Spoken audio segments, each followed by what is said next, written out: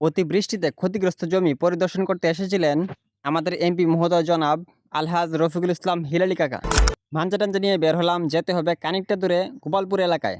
আর আজকের সফর সঙ্গী হিসেবে রয়েছে আমার সাথে আমার পিতা সাবেক চেয়ারম্যান জনাব আলহাজ আলী আকবর তালুকদার মল্লিক সাহেব।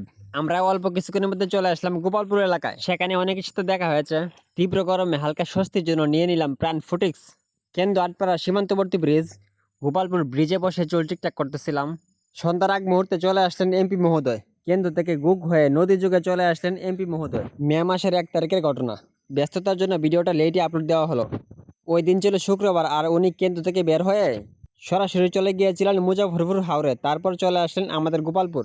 অতিবৃষ্টিতে ফসলি জমি নষ্ট হওয়ায় তিনি কৃষকদের আশ্বস্ত করেছেন সরকারের পক্ষ থেকে সহায়তা প্রদান করা হবে। সেখান থেকে সন্ধ্যার পর চলে আসলেন আমাদের কুমুররা বাজারে। এখানে আসার পর গ্রামবাসীর উদ্দেশ্যে কিছু সংক্ষিপ্ত বক্তব্য রাখেন